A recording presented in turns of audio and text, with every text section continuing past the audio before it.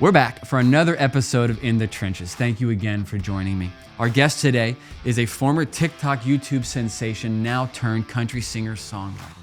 His story is very compelling and I cannot wait for y'all to hear it. But I would love to remind y'all to click the like and subscribe, maybe share it. All the numbers help.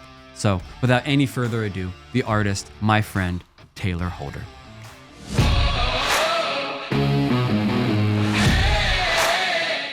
Well, Tayler, thanks for coming out, man. Dude, absolutely, man. Thanks for having me. It's been a long time of talking about this. I'm glad we finally got to do it. We hit the ground running. We were talking for a couple minutes and realized that we were, we'll probably put that in there anyway, so they'll catch up. But thanks for coming out, dude. Yeah, absolutely, we've been trying to make this happen. We got John over there who, I met you guys, ironically, not too far from here at Gold's Gym. Dude, I still remember the day you came up to me and you were like, oh yeah, I do photos and videos and this and that. And I was explaining your whole thing. And I was like, dude, we definitely got to get together, man. And then I ended up just seeing you everywhere. It was like, it's weird because I had never seen you in my life. You come up to me randomly at the gym, tell me all this cool stuff, show me this cool stuff you're doing. And then I start seeing you everywhere as well. And I'm like. And that way we had Jake's golf, right? Yeah. Fun. That was fun, dude. We were literally, like John was saying, dude, we want to put a bucket golf thing at my new house. Like that, golf is so fun. I've never met a sport that can piss me off faster in my life, though. I'll tell you that for free. Yeah.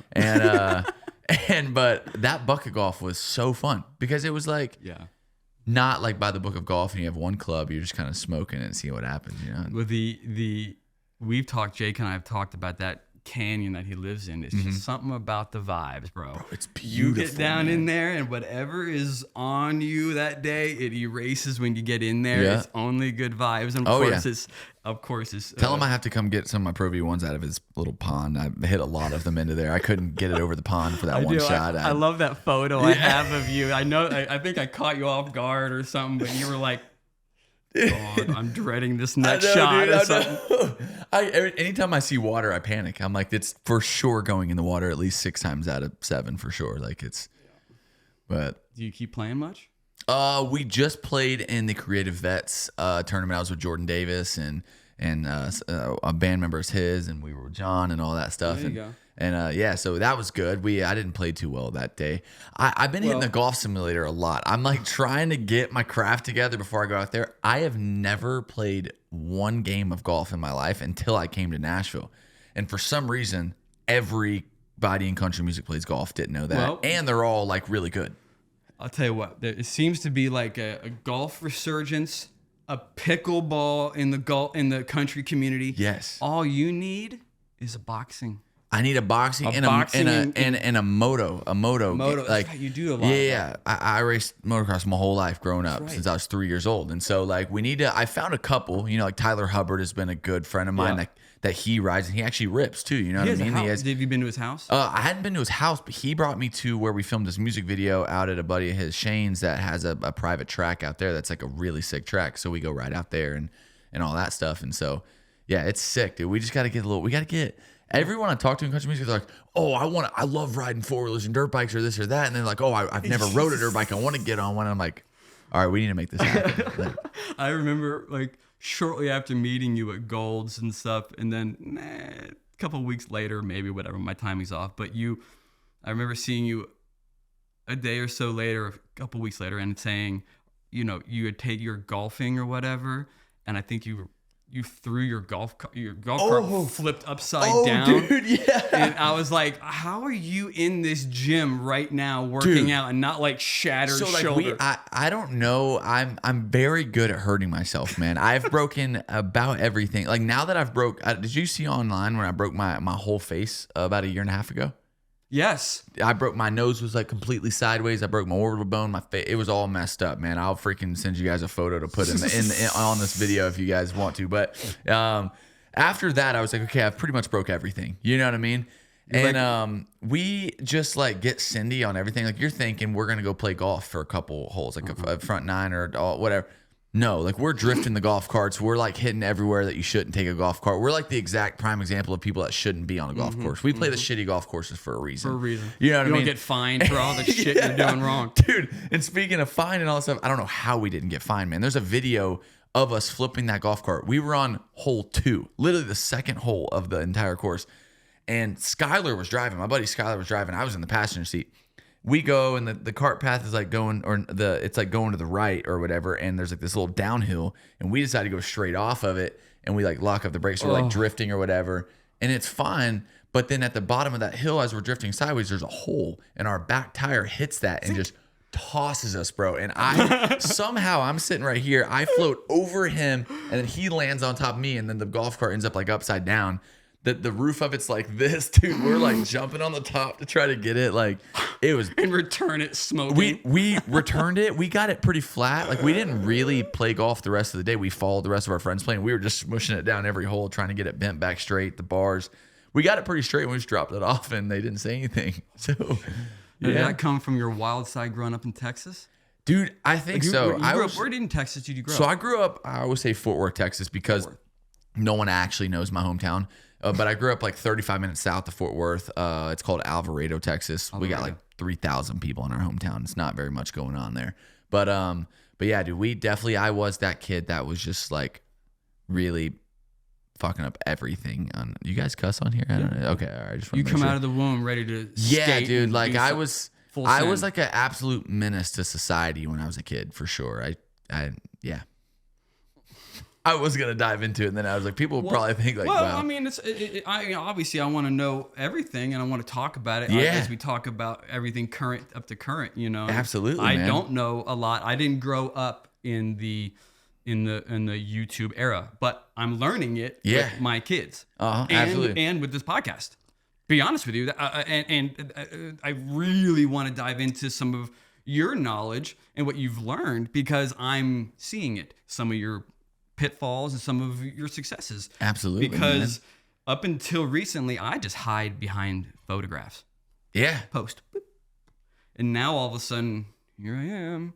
Yeah. You know? And it's scary. Now you're in front of the camera. Now I'm in front of the camera. Yeah. Did YouTube and did you fall into that, or did you pursue it because you were did Jackass inspire you? Yeah, so I grew up, like I said, I was an all around athlete and stuff like that, and I didn't like show that online. So it's like, but I grew up. I started racing dirt bikes when I was 3 years old.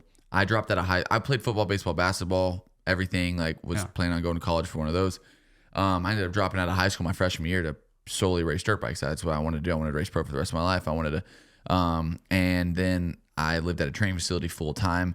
And then I ended up like getting hurt. I just started falling out of that. Right. And, my friends were talking about, it was like the Vine kids, like the Vine days back in the day. I was 17 years old. Yeah. They're like 6-second videos. Okay. And we just thought they were hilarious. Like it was like we were young, and like we thought like the people going in public and messing with people were so funny, right? And so we started making our own little dumb videos on there.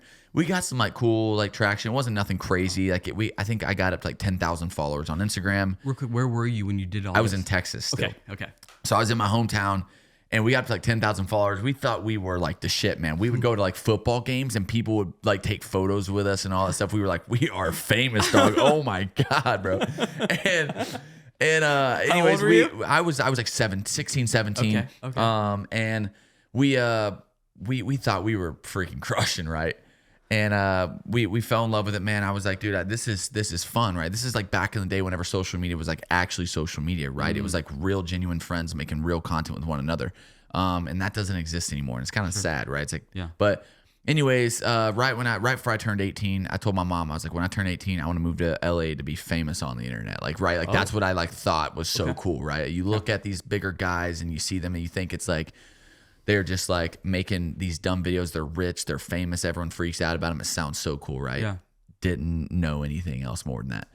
And so I did. I moved it. They backed me fully. They paid my bills for like the first 3 years I was out there. And before I made any money off of it, and they fully supported it. I went out there and I made some really good connections. That's whenever kind of like musically kind of started happening, and then TikTok happened and all that. And I got in all the cool groups, and we were doing like the other big social media tours at the time, and was doing the cool collabs. And then TikTok came around, and I was out in LA in total for like 8 years. But TikTok came around, and that absolutely, I had already had like 1 million followers on Instagram before TikTok came around. But when TikTok came, like I said, it just took it to an absolute whole nother level. And so like, it was always like, we kind of just got into it for fun, and it just like kind of randomly ended up working. It was funny because like I stopped social media for a little while after like Musically. I was like, I don't know, man. Like I got in this weird like mental space to where like, because I didn't understand what like, I guess quote unquote famous came with, right? Sure. And like how like much of your life really is public, how much people actually, it's genuinely kind of scary, like how much people know about my life. People know more about my life than I know about my own life. You know what I mean? It's like, because they keep receipts and documents of just like anything and everything and like that. But I don't know. I just fell out of love with it, man. I was like, I feel like a robot, like we were talking about, man. I feel like I'm like waking up and doing the same thing every single day, man. And I got into this deep spot where I was like, I don't want to do this anymore. Is it possibly because you know? I mean, you kind of said, I forget the word you used, but it was like just, let's just call it for whatever, lack of substance. Easy come, easy go. Absolutely, man. And I think when that, it like, goes, it's crickets. Like, where is everyone? You know? And when you're making art or substance with music or art or you're feeling and storytelling, whatever, I feel like you have more to digest and get lifer fans. I think it was just like for a long time. I mean, I was a young kid that I moved out to LA when I was 18, no parents, no discipline, that I didn't really have a good understanding of what like the point of life was, right? So it's like I didn't understand what I was like really supposed to be doing. I was so encouraged by all these other kids that were just getting lots of views and money and this and that, and understanding like that it was like all materialistic shit that doesn't matter at the end of the day. Interesting, real quick, because I moved to LA homeless at 18. Wow. And I lived in the back of a Jeep with no roof and no doors, and was yanked out of it and beat the shit out of it at 18. Holy and shit. Had to jump fences to 24-hour fitness just to shower, and got food served to me by Roscoe's Chicken and Waffles at the end of the night in a styrofoam thing. So I do know what it's like moving to LA and how long it took me. Bro, that's actually like, I got chills when you said that. That's like super inspiring to like see like where you've. Yeah, I don't talk about it much, and I don't. That's what this thing is. This is just therapy for me. Absolutely, to hang bro. with my friends. You should talk about your testimony. Yeah, you should get that out there, man. LA was scary. It sucks so and bad, it was man. walking streets at night alone. But that's what it is, man. God puts those in those moments because it's there's a reason that you went through that, right? It's obviously that was a horrible part of your life and you don't ever want to go back to that, right? I'm assuming, but there's a reason. It's like, I always tell people, God works in weird ways, in ways that we'll never understand or agree with, right? But there's a reason that you went through everything and went through all that, homeless, all this stuff, because not only look at where you're at now, and who knows if something from you meeting one person out in LA that led to this, right? I don't know your full testimony and all that stuff, but it's like but also like the knowledge and everything that comes with that and the experience that comes with that, like, as in like, who knows like where you would have been if you didn't go there. Who knows, like you learn the most valuable lessons in your life is what I'm saying. It's from being in those like lowest points of your life. I just think that there was a different era from my going and then your era of content and YouTube and fame on a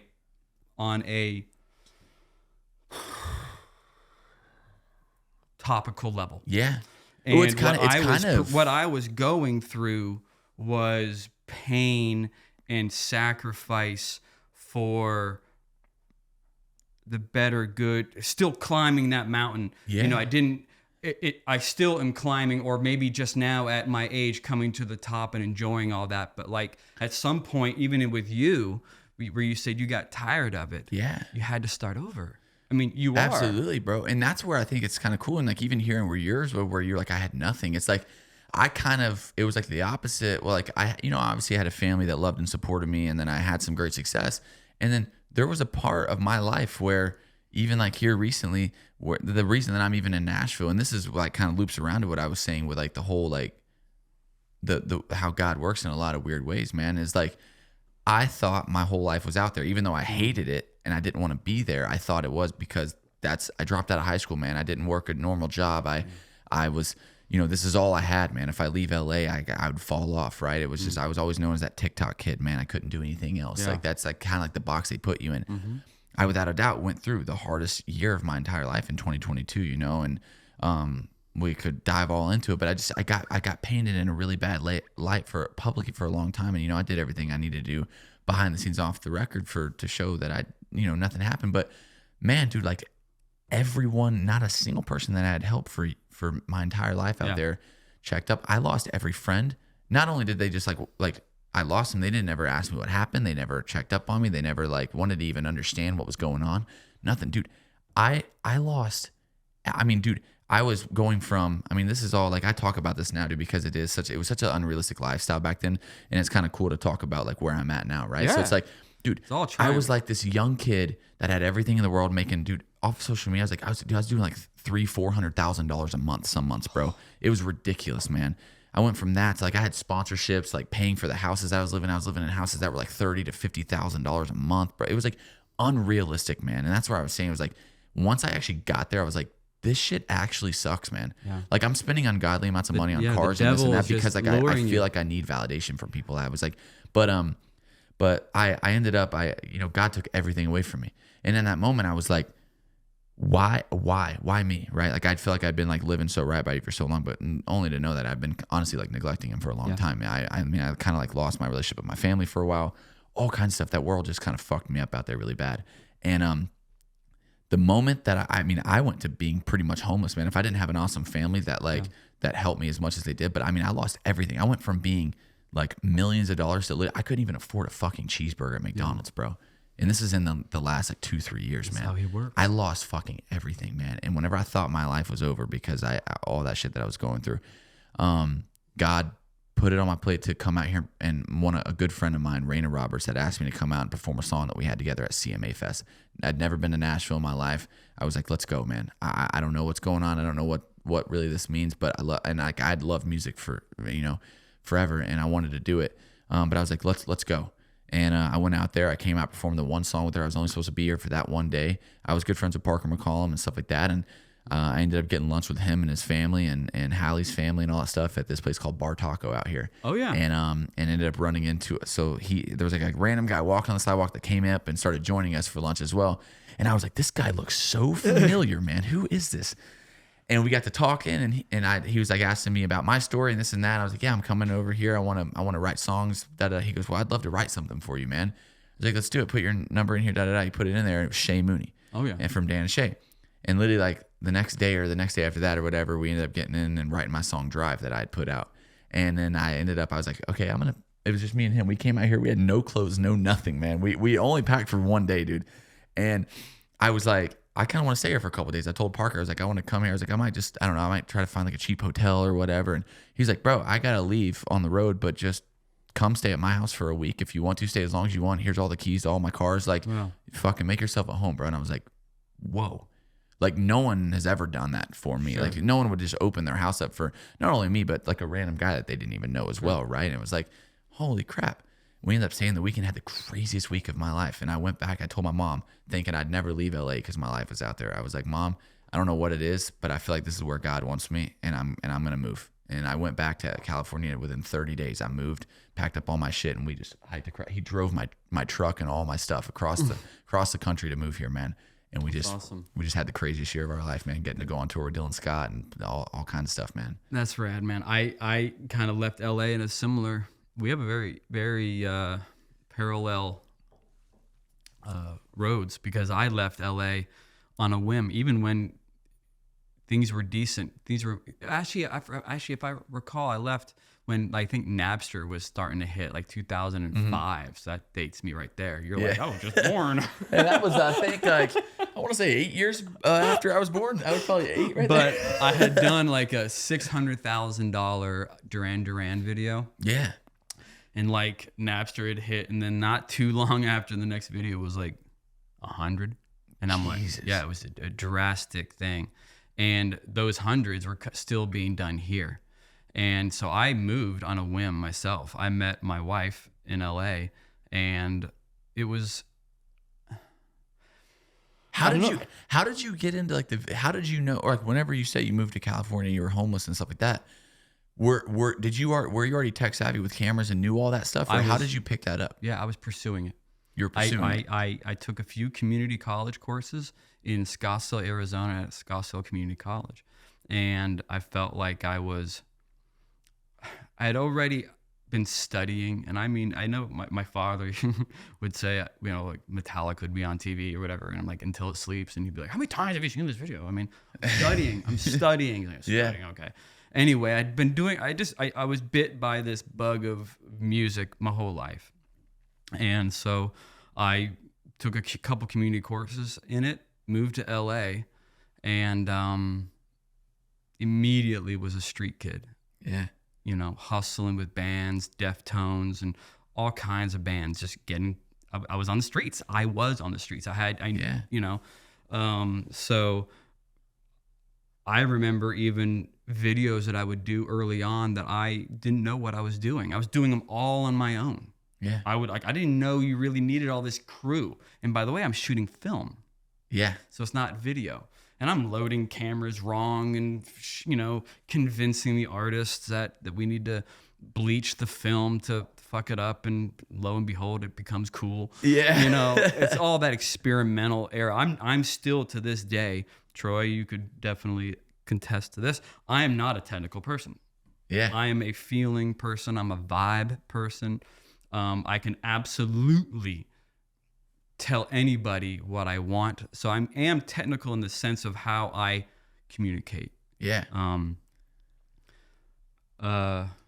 You said you met your wife out there. I met what my were you wife doing there? Did you guys meet at that low point in your life as well, or did no? you? I'll give you the quick. So you know how you say God works in mysterious ways. I was living out of my Jeep, and before I had gotten there, I had reached out to my idol Kevin Kerslick. My idol. I loved his work. He did Filter Him in Nice Shot. He did Come As You Are Nirvana. He did Pantera This Love. He did. I mean, he's just a legend. Yeah. And just a badass. And he had said I had gotten on a call with him. Coincidentally, I was an intern at a video company calling from Arizona to LA. Called like every single day. Is Kevin there? Who is this? This is Ryan. He's not in right now. Okay. Next day I'm interning. I'm using their phone to charge up the minutes, right? Yeah. Anyway, finally one day he answers and he's like, yo, what's up? He called me some other name. And I'm like, but this is Ryan. And I was like, oh shit. Anyway, I'm a huge fan of yours. And boom. He goes, well, dude, I mean, if you find yourself in LA, look me up, man. Come on. I left the next day with nothing and expected to knock on the door, and it didn't happen. Yeah. The calls didn't get received, and weeks would go by, and then finally one night I am a Sunday afternoon, I'm walking on a street, cops are blocking off the road, and I'm like, what's that? You know, it's very lonely, man. Very lonely time. Sunday, I'm walking Hollywood Boulevard. Yeah. And I look down, cops are blocking the road, and I look up, and they're filming of something, and I walk up the street, and lo and behold, it's Kevin Kerslick. No So way. it's just this weird thing. You went up to him then? Oh yeah. Yeah. And I became his guy. Dude, wow. I became his dude on sets, holding the clamshell. So I'd be watching his film. So I'm watching the film and be able to watch how he's shooting it, how he's getting looks. Yeah, it was everything. That changed everything for me. Man. To be able to say that about the person you would cut clippings out. Yeah. And put, Stone Temple Pilots Vaseline, Stone Temple Pilots Interstate Love Song. I mean, top. Yeah. For me, and cutting out things and waking up and in Arizona, inspiring to do that, and to kind of even now, 30 some years later, to tell it like that. And I did have time. We were at the same company. Yeah. And at one point, he was asking me for advice, like what, How cool is that, dude? Like, it's amazing. It's just, I've had a couple of those encounterings too, and it's like, wow, dude, like this guy that I used to think was like the shit on top of the world is now asking me stuff. It's like, that's so cool, man. He took me in. You guys still graciously. talk today and stuff? Oh, yeah. Dude, that's so took cool, me in man. graciously, taught me post, cut a color, little things. And it definitely affected me today, how I am with people who want to learn from me. Yeah, just generosity and stuff like that. Yeah. So no, long and the short, I met my wife out there, not on a low, but on a, actually I was probably in my Playboy years. Yeah. Yeah. Oh shit. Yeah. That was when I was. But Spidey in his Playboy.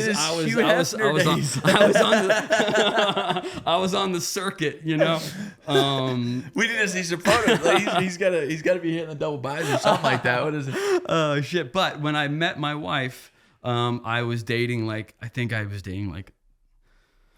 a couple, like 10 girls or so at the same time. When I met her, I kicked them all to the curb instantly, and I was like, that's how you know, instantly. Man. And I said like cheesy shit, like, man, I still smell the the pillowcase when you left, you know? Yeah. Like, and it was true. It was just raw. Me being in love with her. It's like you say something like that, and it's like really is. It's like it's like, and nowadays it's not. But like in old times, like those little things are so cute, right? And it's like you say it now, and you're like, "Fuck, that was dumb. Why did I say that? Why did I say cheesy? that? I shouldn't have said that right now." Yeah, it's like, maybe that wasn't the right time. But having her and the family, that it centers everything for me. So I mean, I've had my ups and my downs, plenty of pitfalls along the way, and I mean, I still feel like I'm going through them. You know, we never. I feel like that's why we are, you know, have had such great success as well. Like even with yourself, is because there is that like small thing. Even though it's like good to take a step back and be like, you know what, good job. You know, good job, Tayler. Good job. You know, like we're still like never satisfied. You know what I mean? And so we feel like we're like really, we beat ourselves up a little bit too much instead of like really trying to take a step back and understand like what we have done, not what we haven't done Well, we're yet. so busy moving fast and furious and looking for the next thing. I think a lot of the time I've slowed down. Yeah. I have. Has there been a country artist in town that has taken you under his wing, or maybe not in town? For me? For you?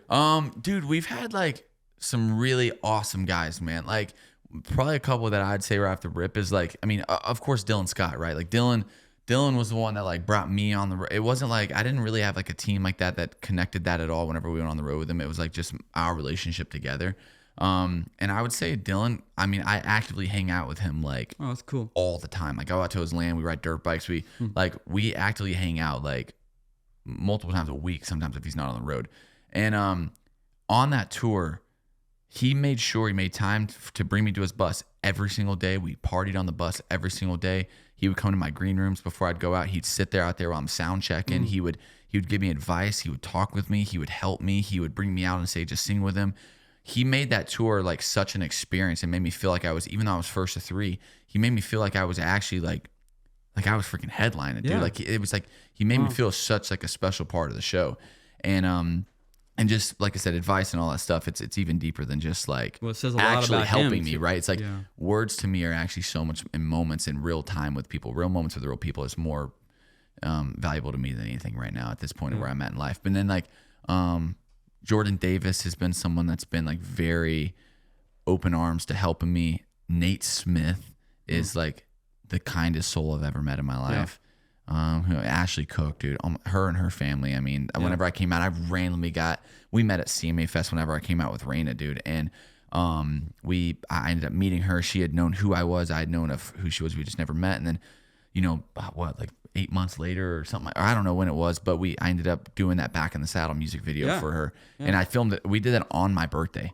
It was actually funny, man. I flew out here to Nashville on my birthday to come be a part of her music video, and getting to meet her. It's like her and her whole. Have you met her whole family? No, I've never met her. Oh, you never met her? No, I've never met her, but I know she's wait having till a you good like wait till rise. you do, and you'll like feel exactly what I'm saying. But she is her. It's like one thing to have her is like just like the purest soul in the world, right? Her whole family is like just the most like heartwarming people I've ever met in my life. They are like the most precious family I've ever. Where are they? Florida. They're from Florida, and dude, they're just like the nicest humans in the entire world. So we have some good people, man, that have been around us, and some good people that have credibility in the industry that are like, you know, can help us in ways that we need and give us the right advice, but also are just like they've experienced that, and they are like also like kind of like I say, understanding like the points of life in real moments. Like that's what I miss so much, man, because I feel like I was living so fast out there in California, and I'm new to Nashville, and I'm supposed to be doing all the rounds and networking and writing here and writing with this person and trying to be with all the top guys. But man, like if that happens, it happens and it comes and stuff like that, dude. But like all I want to do is just like make friends, man, and like be happy and like find something like Tayler genuinely loves to do. You know what I mean? And so truly, I mean, I think about like social media and and even with me, like our lives. I try to teach this to my kids. Learn the art of boredom, because our lives are not meant to be exciting every single day. Yeah. And I do believe YouTubers or influencers or whatever, they're constantly sensationalizing the littlest things, and everything becomes these things that you need. We don't even know what real is from false, and nothing feels real and authentic, right? Nothing. You going through that, has that shaped what you're going to do in music? What I mean by that real quick is when I moved to Nashville, I did everything that I didn't do anything here that I did wrong there. I took everything that I was like questionable, and when I got here, I threw it out the window. I didn't even budge on it. I had a chance to restart. Absolutely, man. 100%, dude. I going through, I mean, not only just leaving LA and coming here, like I also, like I said, I went through an all-time low, man. I hit an absolute rock bottom that kind of, you know, just like everybody else, I'm gonna keep fucking up till the day I die, man. I'm gonna make mistakes always. But I learned such valuable lessons from picking up those pieces and coming over here and understanding like a better part of life of like what it actually looks like, right? And mistakes that I made out there that I wasn't gonna apply here. Certain things, everything. I told John, you know, like I fired everybody and came over here with just me and John. Like we had nobody else. I mean, my mom has been like a huge help in everything as well, but it was just me and John, man. And we were like, dude, this is what we've been asking for so long, is a fresh start, somewhere where we actually are wanted and loved and like actually love to be a part of a community, like all this stuff. It's like, let's not fuck this one up. You know what I mean? Like let's like really do this and like be who we actually are. Cause you know, like I said, I started being the social media dickhead that I never was, like, because I was just getting a lot of money and views and this and that. Just to like, little does anyone know, I hated my entire life the whole time I was doing it. It was sucked, right? And so being able to come out here and start fresh and do something that Tayler actually loves to do, it's been such an awesome thing, man. So and it's more wealthy than money. Like being free and doing and knowing your own boundaries that you are willing to cross now with ease. You know, you're 26, right? Mm-hmm. Shit. I mean, I don't. When I was 26, you know, you're so busy looking back over your shoulder at everything, and you just fail to look in front of you, you know. And I do think I did it, but I didn't have the tumultuous current that you guys are living in now. Absolutely. I tell people all the time, they're like, if you can give any advice to da-da-da-da, like as simple as like, what I like to tell people is slow down. Like, I feel like even like you said, like looking in the back, like you're constantly like, oh, like what did I do back then? Who's coming behind me? Who's this? Or who's the next big guy that I need to be? Or they're thinking about what you need to do a week from now. And so, like everyone misses the point of like focusing on right now, because you have important stuff going on right now. And also whatever's happened back or whatever's going on is out of your it doesn't matter. It's going to happen regardless, or it's already happened and there's nothing you could do about it.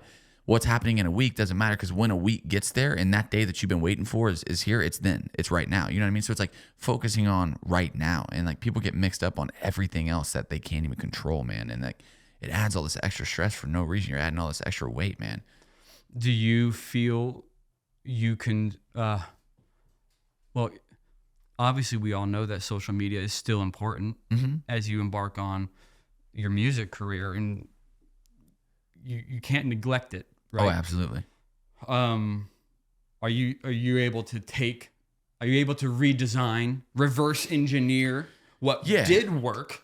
You got to be honest with yourself. At times you're like, okay, no. Yeah. Something about what I was doing, maybe it was I was being a fool. I don't know. Yeah. But there's things that you took from it. Man. I don't know half of this shit. We definitely are trying to incorporate that social media with music, right? Because that is where I come from, right? So there is, and also like one thing I want to do is like, to be honest with you, I always want to do social media, even though like I hated the industry that it was out there. Yeah. It's like, I don't hate the idea. I love creating. I love showing people me. That's what I think that sets me aside from any other. Yeah. That's what I think that sets me aside from any other country artists as well as, you know, don't get me wrong, these people are making great music, but if you look at like the big guys right now, a lot of these guys they're just country artists, right? Like I said, I bring like I'm country plus is what we like to say. It's like country with plus. The sports, with the moto, with the fighting, with this like adrenaline side of stuff. Like I do so many things, man, that like I want everyone kind of sees me right now is that guy that danced on TikTok.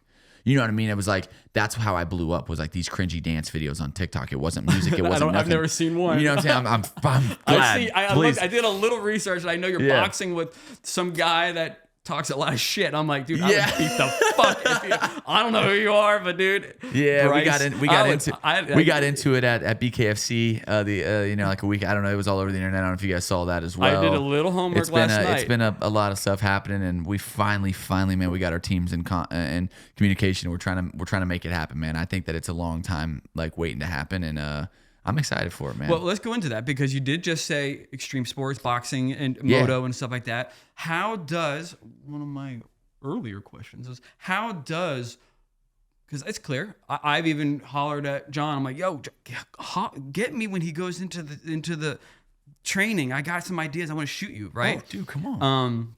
And that was a while back. So you've been boxing and stuff like that. So, how does boxing fit in? And of course, Jake Paul.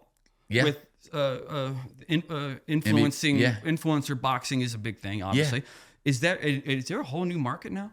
Dude, boxing is kind of like came back to life because of the whole influencer side of stuff. Obviously, Jake has like been like the guy to do it and actually put it back on the map in a very great way. Because like Jake is a very good friend of mine. I think I'm going out there next month to train with him for a little while. But Jake has been the thing with him is like he cares about it so much. Like a lot of these people that are doing influencer boxing and stuff like that, the sport, a lot of these guys just kind of doing like these influencer boxing matches are a lot of the times because these influencers don't really make a whole lot of money unless they have a great team behind them. And so there's like quick bags to grab and and there's also talk around your name. You get publicity from it. Okay. It's just because it's a paycheck, right? Like Jake, what I respect with him is like, he's actually created like an entire like empire around like helping fighters like get more money, get more this, like actually have so many more benefits to the sport than just getting a payday, getting beat up, getting like putting your body through that. Like he actually has like made such a big like thing to like actually help the community in it as well. And that's what I love to see is like using your platforms to do stuff like that. And he is because I don't know a shit ton about Jake Paul, and I know I've read or heard enough things to know what you're saying. Yeah, I've heard it too. That's really absolutely cool. Like dude. Concussion things. I mean, all the way from medical to even benefits with like the UFC. Like he's been trying to talk with Dana to like be like, Dana, let's get them actually like health insurance and this. Like I don't know fully enough to like actually speak on it because I don't do enough research, so I could be wrong. It is but a like, thing. But it is like he's trying to help these people. You know what I mean? And everyone shits on him because once again, he did those cringy videos as well, man. He did everything. He did everything that wasn't, they're even with this Mike Tyson fight, they're like showing Jake at like 17 years old being a cringy Disney kid or whatever versus Mike Tyson being a beast at 17 years old. You know what I mean? I'm like, none of that matters, bro. I'm like, none of that matters, dude. Yeah. Like, you got to give credit where credit is due. Whether you think he's the best fighter or not, what he's doing for the community, you got to look at that.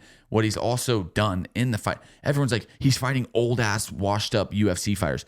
Okay, whether they are old, washed up UFC fighters, these are world champions that were knocking people out left and right. Tyron Woodley, like all these people are absolutely like some of the greatest, arguably like to be like at the top of a sport, at a combat sport, and he is knocking these people out. It's like you have to give credit there. If you go look at Deontay Wilder or Ryan Garcia or Gervonta, like a lot of these people, if you go look at their first 10 fights, they're fighting guys that are like 1-20, they're fighting nobodies as well, because that's how the boxing game works. You got to work up a record. You can't.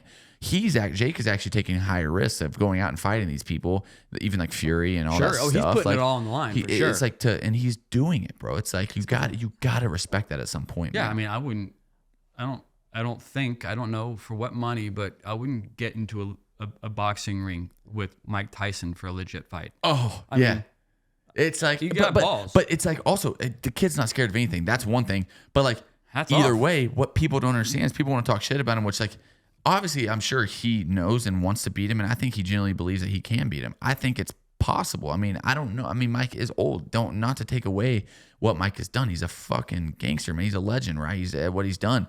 I don't know how your chin gets when you're older. I'm not there yet. You know what I mean? I don't know what it is. I have sparred with Jake. Jake hits hard as fuck. He may not be the best like moving like fundamental fighter, right? But he's fast and he hits hard as fuck, dude. Yeah.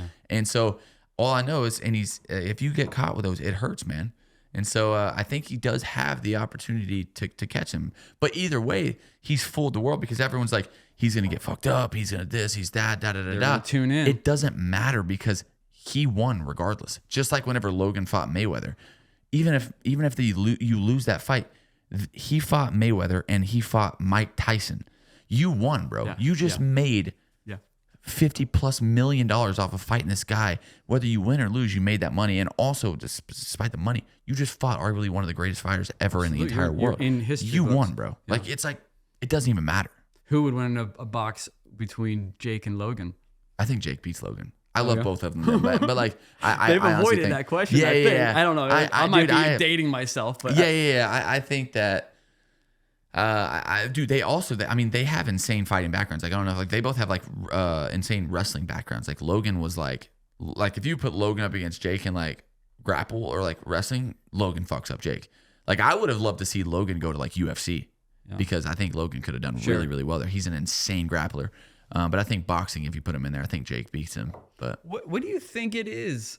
Because you're in that category I'm about to mention, and same with Jake Paul, where because he did these cringy videos, he's not revered as someone. And we live in this culture now where you did some cringy videos, you know, doing a dance or whatever. Yeah. So therefore that stamps you and defines you, but yet the proof is in the pudding. You're putting in the work. You know what I mean? Dude, we live in such a negative world, man. Haters, it's like, it's haters, so negative, man. It's just like, I think where like we genuinely messed up with like the internet and anything at all is giving everyone a voice. Like everyone has a voice.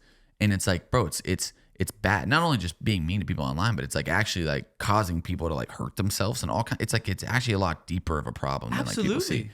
But you know, I don't know, man. It's weird. You know, we get put in this like these boxes where like, yeah, we did this like, and like we look back at it now and I'm like, fuck, what was I doing back then, right? Because I'm like, this is so cringy, right? But back then, at that moment, that was what was in. It was what you're not a moron. You wouldn't have done it back then if you knew it was. And also, I tell everyone too, I'm like, dude, if anybody else would have saw the paychecks that we were getting cut and the things that we and who we were around, you would have done the exact same thing. I promise you, it was like ungodly amounts of money. But you know, yeah, it comes with the long term of like people having that over you, right? But it's just like you can't take that away from people like because they did something for a second to make a lot of money. It's a business move, if anything, at that. But it's like there's real athletes, there's real people that have like whatever, like, and so they use a platform. It's like even my buddy Adrian Nunez, like he played professional overseas basketball. He's a hell of a basketball player. He's really good. Whether he's like top NBA draft pick, right? They're like, it's like he does these. He retired from that and does social media. He makes so much money off of that. You know what I mean? It's like, and he's a hell of an athlete, but he dances on TikTok and he does other stuff and he does these videos. It's like, and people will take that away from him. They'll be like, oh yeah, he didn't make it to the big league, so he quit to do dumb videos. It's like, good Lord, man. It's like you can't just like give people credit where it is. But that's exactly it. Yeah. Give credit where credit is due. So would you say, because I love what you said, because I think it's very true the way the actual business, from what I'm in a different category of current that I get, but like where you said we're the All In gang. What is it? All In gang? What you said, not gang. You just said something about you call yourself something that you're a personality in music. Wait, what did I just say? Remember a second ago you use a term you use for you to describe like. Like country plus. Like country plus. Yeah. Country plus. Sorry, I love that because it makes sense. Like the record label industry part of it, they are working more of the persona, personality, the lifestyle, all of that, with lumping it in with the music. Yeah, absolutely. And the more you have an audience that also addresses your knows you from another whole element, is got to be a strength. Oh yeah, absolutely.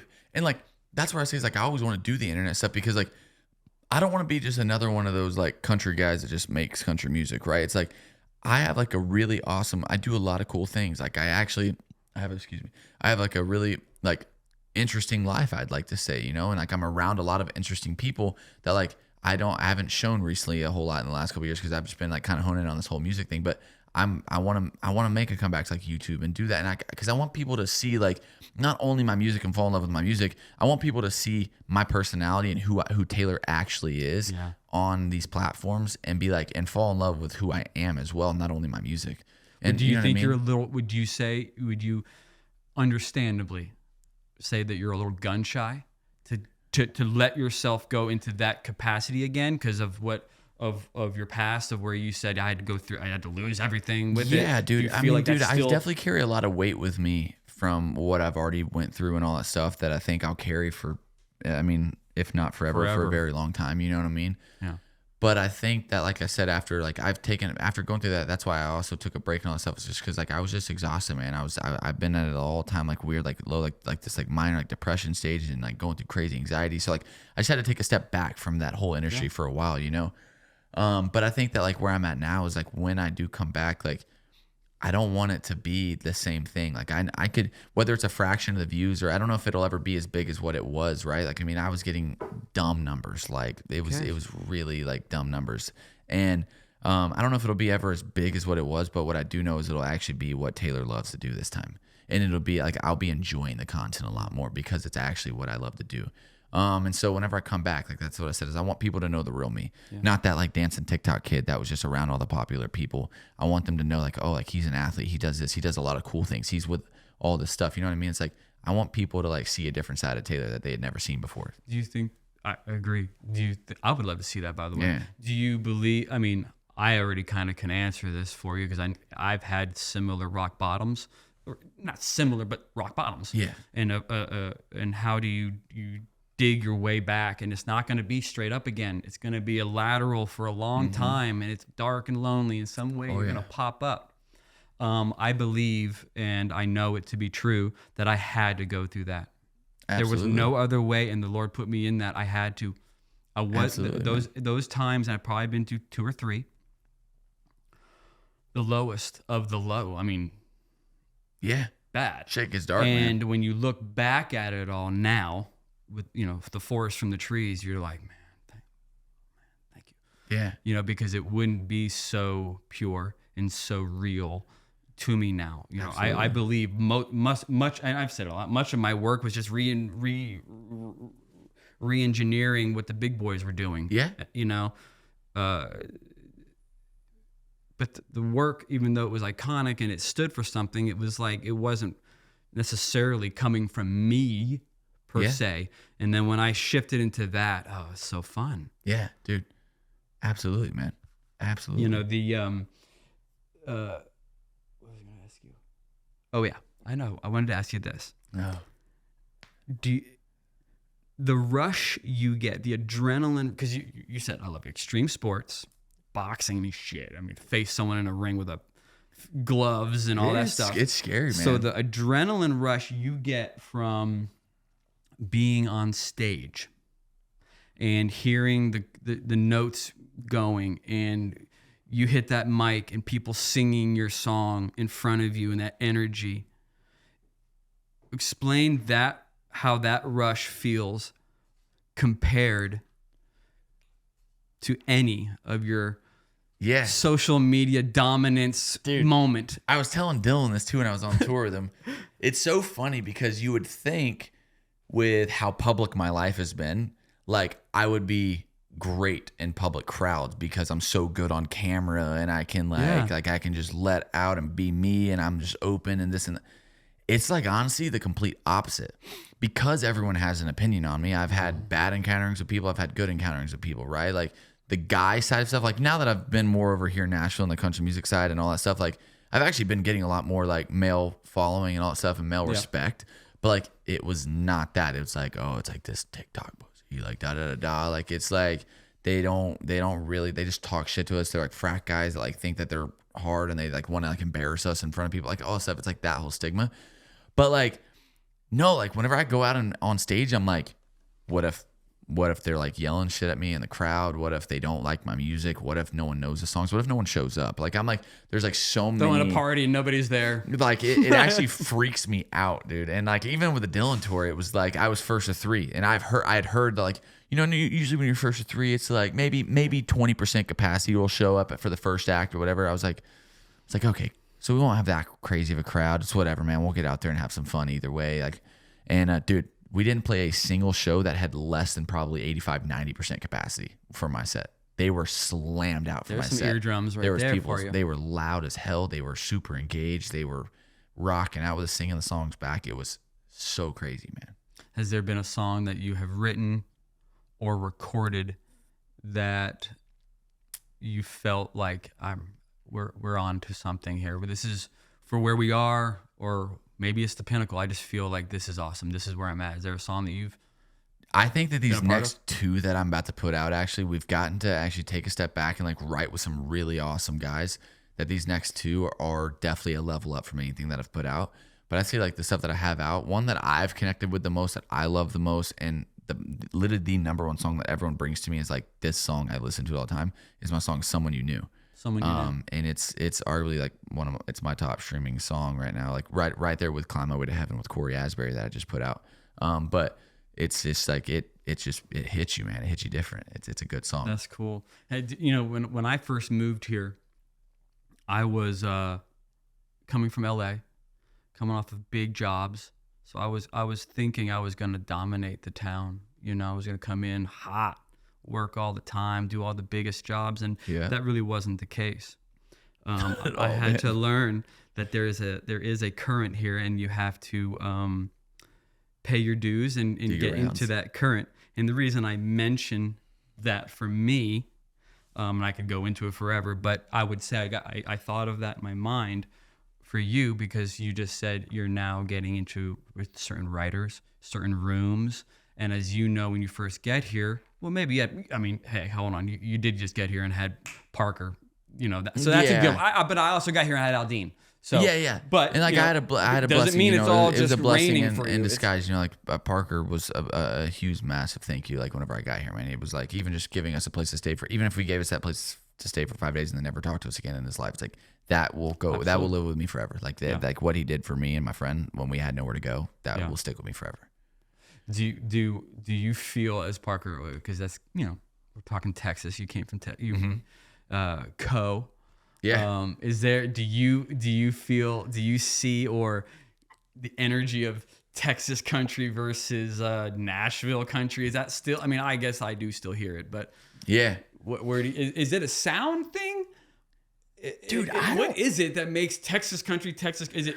It's got to be a sound that is not present. I think it's a hint of like a sound, and also like Texas is its like own community too. It's like if you come from Texas too, you're just it's just like it is like actually like its own country. Literally, it's its own country, man. Yeah. Like it's like so you just get just such a different respect level if you're done. But also it's like, I mean, anything, you got to have great music, obviously, as everyone knows. But like the music is definitely different from Texas country to Nashville country or whatever it is. It's not that authentic like Nashville country.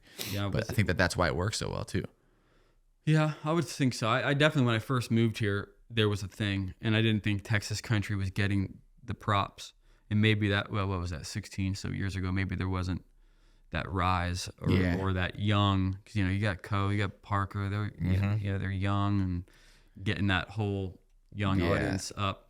If there was an artist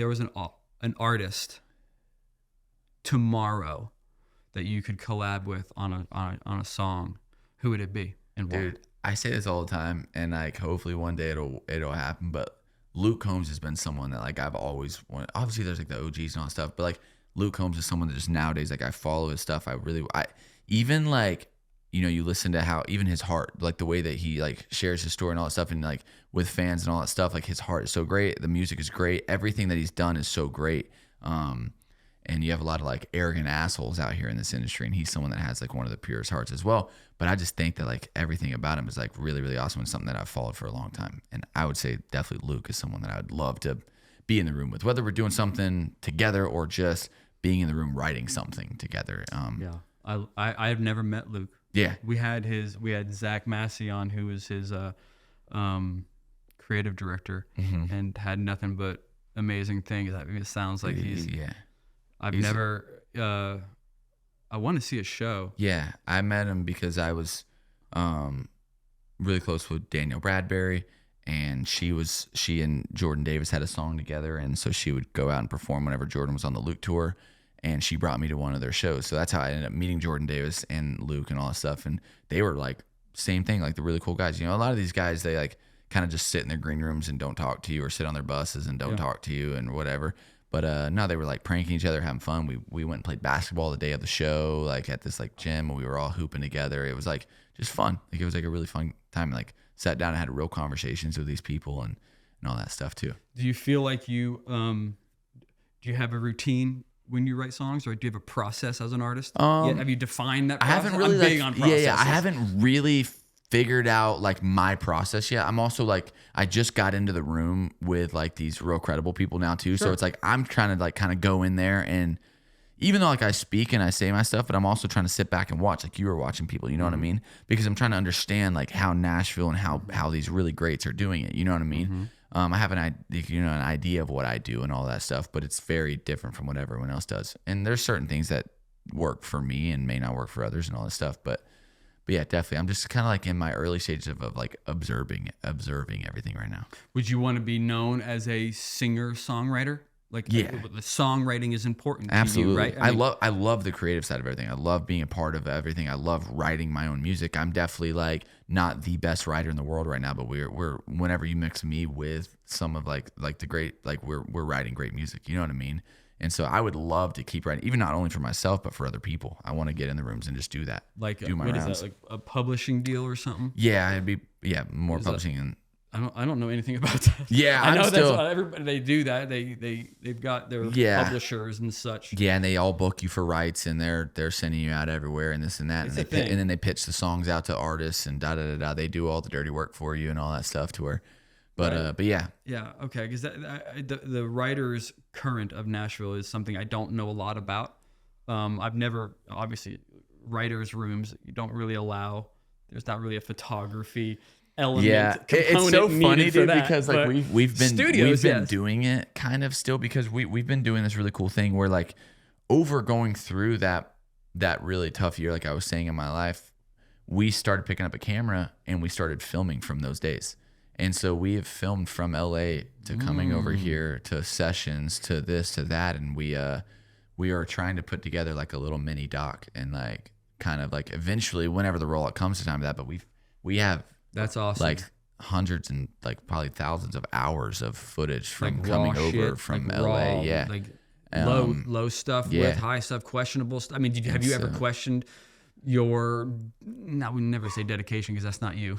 Yeah. Did you ever think that the idea of moving to Nashville and all the stuff we've talked about for the last 50 minutes was too looming for you, or is the sport in you, or the I wanted to do it more than anything after I'd came and got a taste of it. And same like you said, I thought when I got here, because of the first week I had, I was like, oh, I'm gonna come here and shit's gonna be rolling, man. I'm gonna be in every room and everything. Not exactly how it worked, but there was that fear of like, I knew I needed to get out of LA. I knew I didn't want to be there. I knew I needed a new start. I didn't know exactly if Nashville was gonna do anything for me, but I was just like, this is where I strongly feel like God's telling me to go.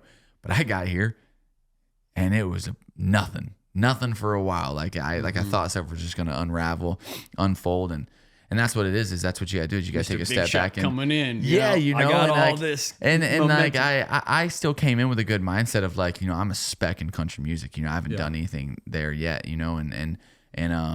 but still, I was just like, wow, it's actually a lot harder to hang out and make friends and like get these, and it's like, because like, not that it's like necessarily a bad thing, it's like because everyone else has their careers and all that stuff that they have to protect and watch for and all that stuff and make sure that they're getting the most benefit out of it, all of it too. But we live in a world now that like realistically no one cares until they care. I was gonna say that finding people who believe like you do.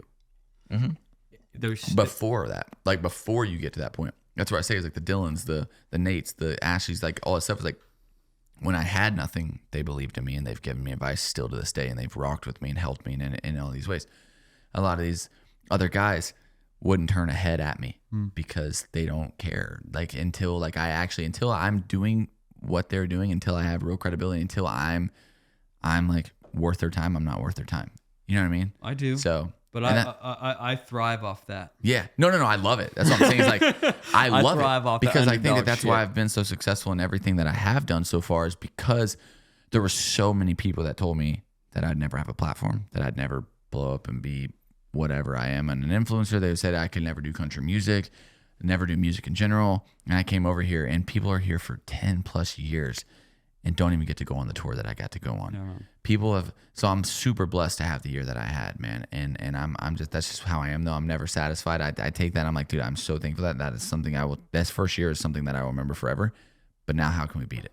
Like, how can we do this? How can we that? How can we do it again, even bigger? So I really do. Before we, there's something I want to do with us before we go. I've been ending with some different things, trying things out, but I do want to see you,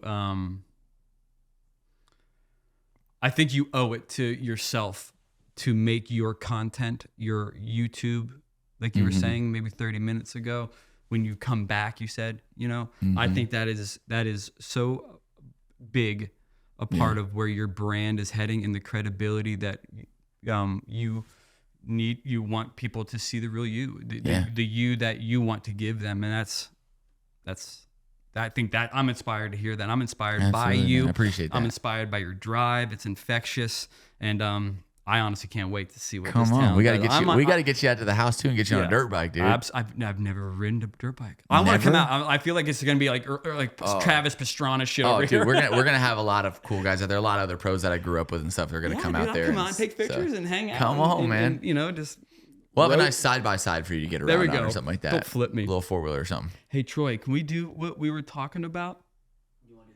I would love to do trivia today. I've been doing music and things. I just like ending on something completely random. Yeah. Let's do it. I don't know what it is. He just took my phone and started doing I'm not something. good.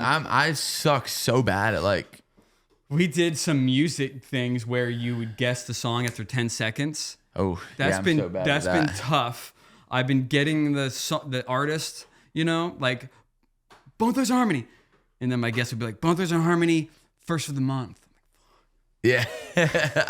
I can sing it lyric for lyric, but man, Whenever you have to say the title of the song, it just goes right out the window. Yeah, I know. I mean, don't go on a road trip with me. Yeah. But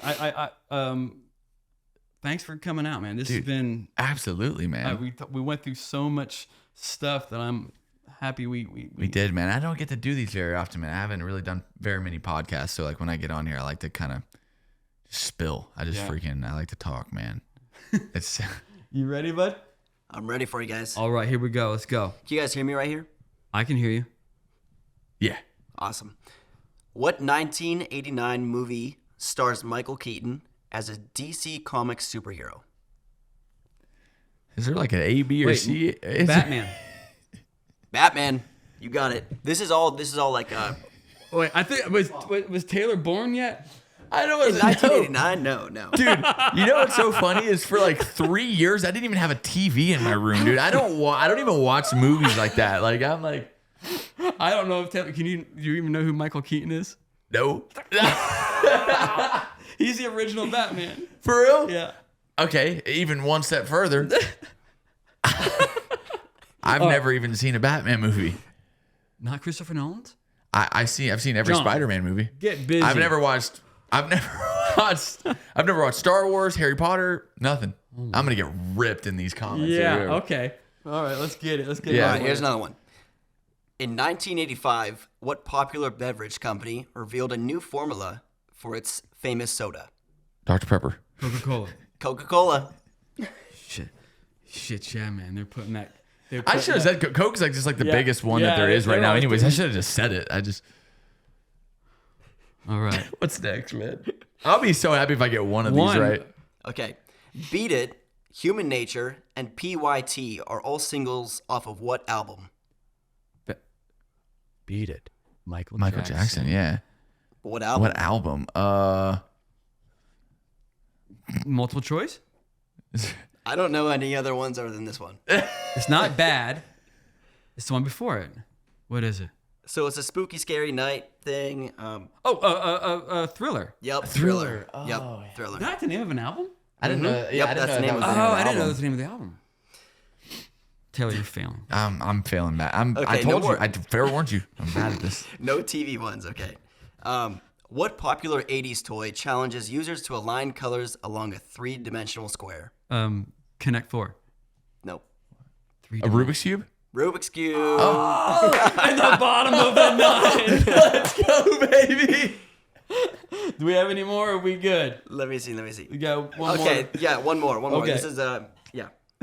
What dance craze swept the world following the release of the same name song by Spanish pop duo Los Del Rio? Well, we gotta go next on that. Yeah, my brain can't even handle all that. So one. it's all right. Yeah. It's the Macarena. Oh, okay. Hey, Macarena. Hey. You got it. All right, here we go. What 1994 and 95 murder trial gripped the nation for more than 11 months? O.J. Simpson? O.J. Simpson versus the people. Wow. That's it. Wow. That's it. Huh.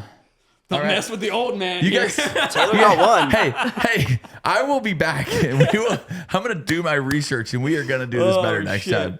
Man, thank you so much Dude, for being absolutely, here. man. That was Thank you, special. dude. Good to see you again. Thank you Likewise, for dude. having me.